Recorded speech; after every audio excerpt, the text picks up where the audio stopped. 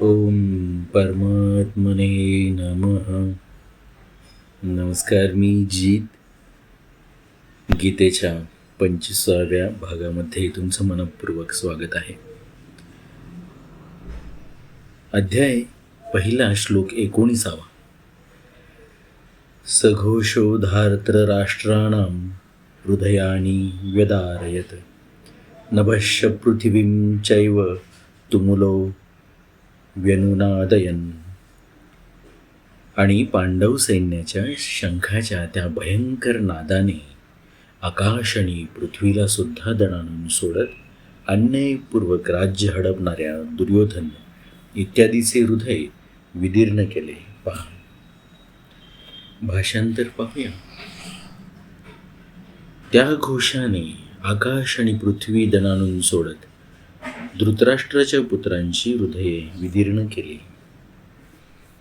आपण व्याख्या किंवा स्पष्टीकरण पाहूया.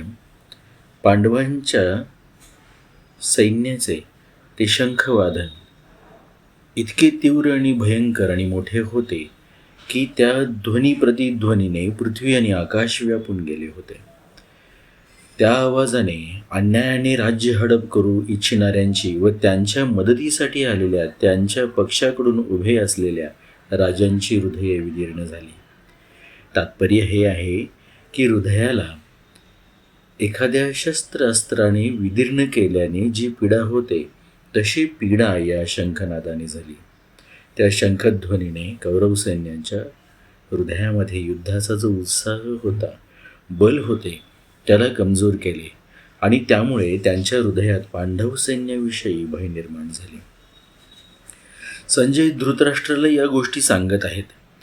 धृतराष्ट्र पुढे संजयाचे, धृतराष्ट्रांच्या पुत्रांचे आणि त्याच्या संबंधियांचे हृदय विदीर्ण झाले असे म्हणणे शिष्टसंमत आणि युक्तिसंगत वाटत नाही. पहा, म्हणून संजयाने धृतराष्ट्रानाम असे न म्हणता तावकी नानाम आपल्या पुत्रांचे आणि संबंधियांचे असे म्हणावयास पाहिजे होते, कारण असे म्हणणेच सभ्यपणाचे आहे.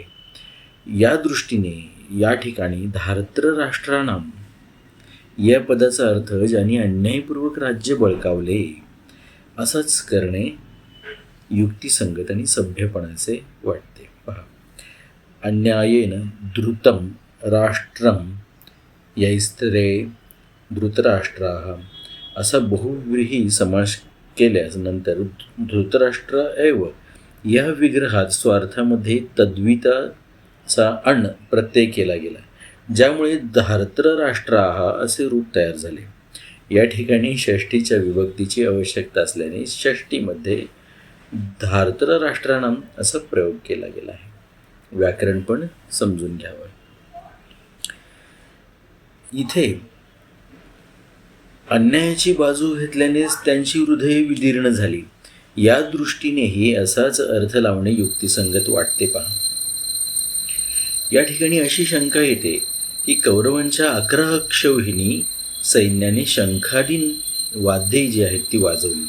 पहा, दुर्योधनाच्या पक्षात 11 अक्षौहिणी सैन्य असणे शक्यच नव्हते. परंतु जेव्हा पांडव वनवासाला गेले तेव्हा दुर्योधनाने धर्मराज युधिष्ठिराच्या राज्य करण्याच्या नीतीचा अवलंब केला. जसे युधिष्ठिरजी आपले कर्तव्य समजून प्रजेला सुख देण्यासाठी धर्म आणि न्यायाने राज्य करीत होते, तसेच राज्य चालवण्याले तसेच दुर्योधनाने आपले राज्य स्थापन करण्यासाठी, आपला प्रभाव पाडण्यासाठी प्रजेबरोबर युधिष्ठिराप्रमाणेच वर्तन ठेवले.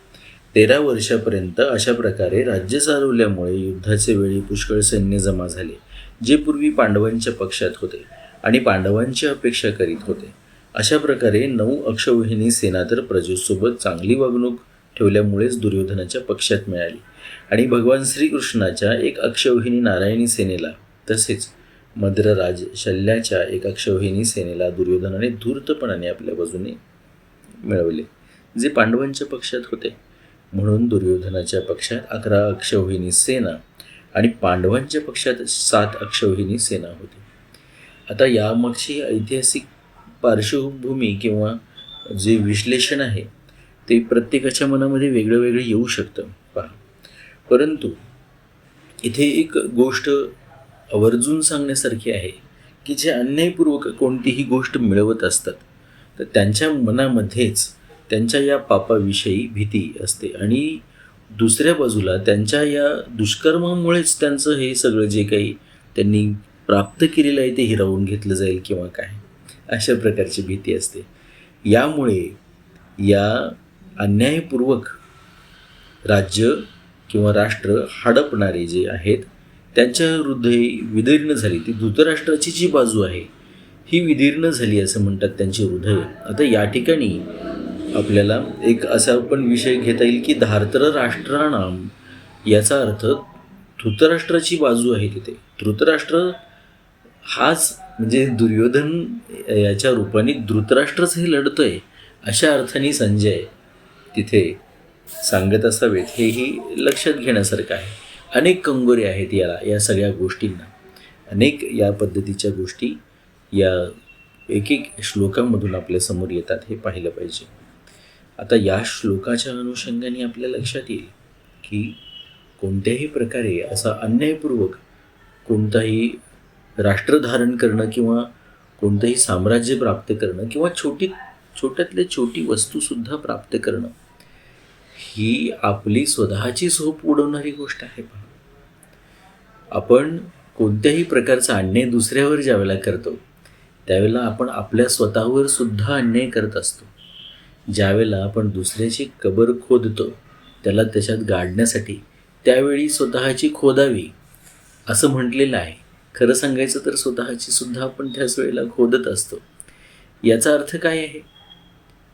याचा अर्थ हा असा आहे की तुम्ही जे तुमच्या श्रमाने कष्टाने जे मिळवता तेवढ्याच वरती तुमचा अधिकार असतो आणि त्याच पद्धतीचं योगदान तुम्ही दिलेलं असतं, म्हणून तो तुमचा मेहनताना आहे हे समजून घेतलं पाहिजे. संग्रहाची जी भूमिका आहे ती असायला हरकत नाही, पण त्या संग्रहासाठीच जगणं आणि त्याचा उपभोग घेण्यासाठी सुद्धा आपल्याकडे वेळ नसावा इतका संग्रह करून ठेवावा, आपल्या पुढच्या पिढ्यांचं कल्याण करून ठेवावं, ज्यांची ते जे काही तुम्ही मिळवलं असेल अन्यायपूर्वक असेल किंवा खरंच कोणत्या वेगळ्या मार्गाने मिळवलेलं असेल तर ते राखण्याची सुद्धा ज्यांची क्षमता नाही अशा पिढीसाठी हे सगळं तयार करून ठेवणं आणि ते खरंच त्याचा योग्य उपभोग घेत आहेत की नाही हे पाहण्यासाठी सुद्धा आपण जिवंत असणार नाही. तर अशा संग्रहाच्या मागे कशासाठी लागायचं? हां, तो नैसर्गिकरित्या झाला तर एक स्वतंत्र गोष्ट आहे. पहा, तुमच्या पंखांमध्ये जितकं बळ आहे तितकं आकाश आपल्या नावावर करायला कोणतीच हरकत किंवा अडचण नसावी. परंतु मुद्दाम आपल्याला झेपत नसताना सुद्धा ते मिळतंय म्हणून, लक्षात घ्या, सहजगत्यासुद्धा मिळतंय म्हणून त्या सगळ्या गोष्टींचा संग्रह करून ठेवणं हे अत्यंत चुकीचं आहे.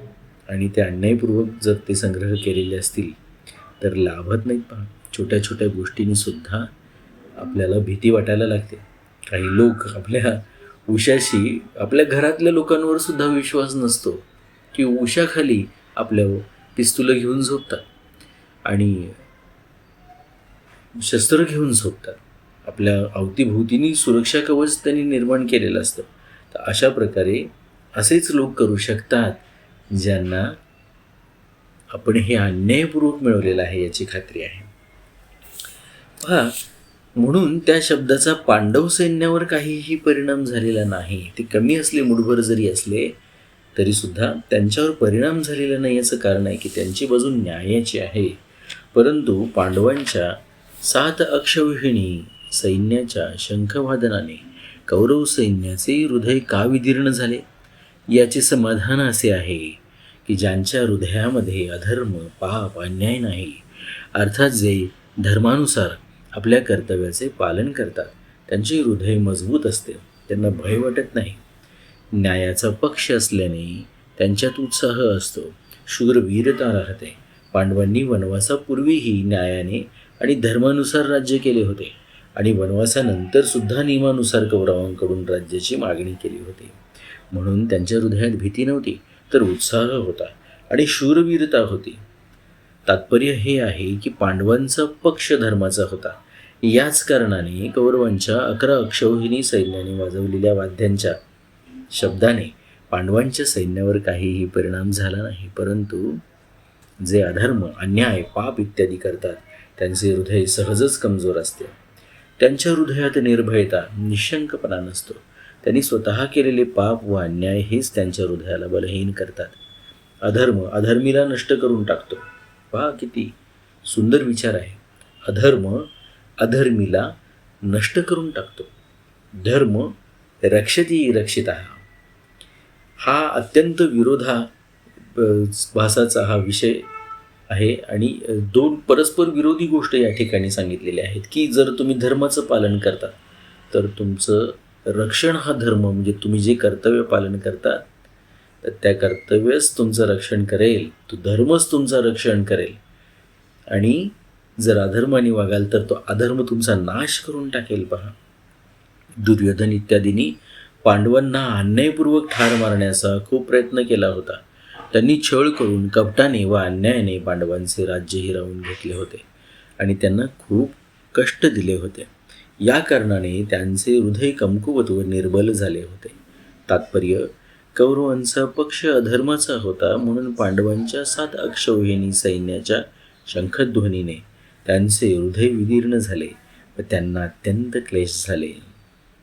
या प्रसंगावरून साधकांनी सावधान व्हावयास पाहिजे की आपणाकडून आपल्या शरीर, वाणी, मन यांच्याद्वारा कधीही अन्याय आणि अधर्माचे आचरण होऊ देऊ नये.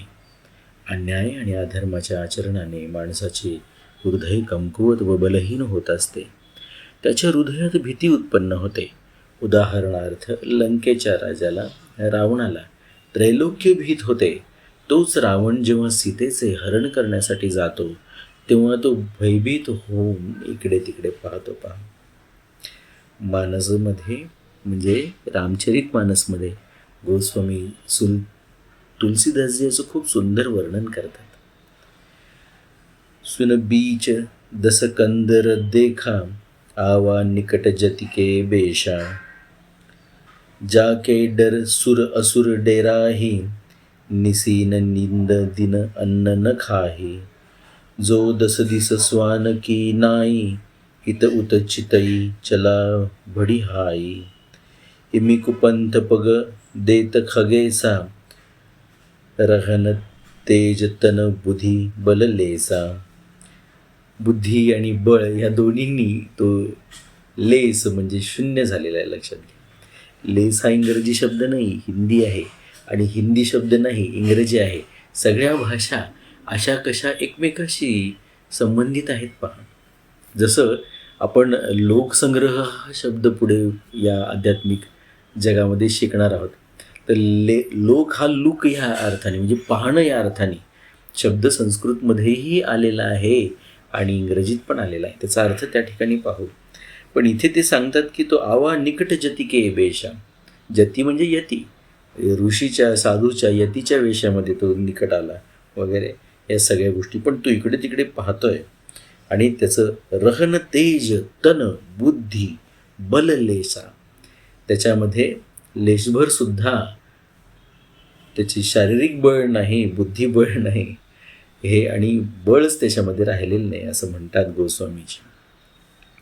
पुढे जाऊया. म्हणून साधकाने कधीही अन्यायाचे आणि अधर्माचे आचरण करू नये. हे यातलं खूपच महत्त्वाचं वाक्य आहे आणि हाच खरा विचार आहे, हे चिंतन आहे, हे समजून घेतलं पाहिजे. म्हणून अशा पद्धतीने प्रत्येक श्लोक हा परमात्मतत्वाची उकल करणारा आहे. आपल्याला आपल्या स्वरूपाचं ज्ञान करून देणारा आहे, आपल्याला आपली ओळख करून देणार आहे. प्रत्येक श्लोकामध्ये एक मानवी प्रवृत्ती जी पत्करायची ती सत असेल, शाश्वत असेल तर पत्करायची आहे. आणि असत म्हणजे अशाश्वत, परिवर्तनशील असते. लक्षात घ्या गोष्ट, तिला भासमय म्हटलेलं आहे. भास म्हणजे ती सतत पुढे सरकत राहते. जसं शरीर आहे, शरीयती, ते सतत त्याचं क्षीण होत जातं. लक्षात घ्या, झिजत जातं ते. अशाच पद्धतीच्या अनेक गोष्टी आपल्या आजूबाजूला असतात. म्हणून सत आणि असत विवेक बुद्धीचा आश्रय घ्यावा म्हटलेला आहे. सत आहे ते शाश्वत आहे, परिवर्तनशीलता त्याच्यामध्ये नाही आहे. आणि जे असत आहे ते पूर्णपणे परिवर्तनशील आहे, सतत त्याच्यामध्ये चेंज होत जातो. म्हणजे आपल्या लक्षात येईल की जे एक म्हटलं जातं की चेंज इज कॉन्स्टंट, हे अर्धसत्य आहे, पूर्ण सत्य नव्हे, लक्षात घ्या. कारण चेंजेस मुळात ही अशी गोष्ट आहे की जी बदलत राहते आणि ती कॉन्स्टंट आहे, सातत्य त्याच्यामध्ये फक्त असं म्हटलं आहे. परंतु आपल्या लक्षात येईल की काही गोष्टी, जसं हे ईश्वरी संपूर्ण प्रेम सारखी भावना आहे, मैत्रीसारखी भावना आहे. आपण आयुष्यामध्ये जे जे क्षण जगतो त्याचे जे इम्प्रेशन्स तयार होतात पहा, ते संपूर्ण आपण जे कर्म करत असतो त्याचे जे काही प्रभाव आणि त्याची जी काही छाप निर्माण होते पहा, तर ते सगळं शाश्वत आहे, ते मिटत नाही. अनंत काळापर्यंत ते तसंच त्याच पद्धतीने ते चालू राहतं आणि त्याची त्या लहरी त्या आपला पाठलाग करत राहतात पहा.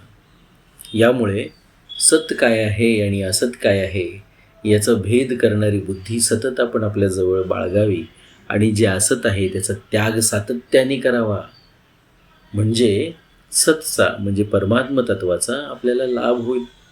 जे नित्यप्राप्त आहे ते आपल्याजवळ राहील. हे आपण समजून घेऊया.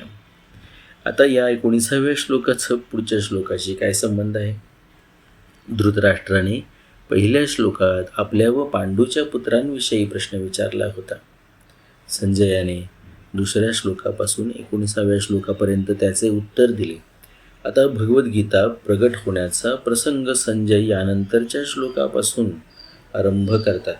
20व्या नंतर येणाऱ्या श्लोकापासून आपण पुढे जाऊया.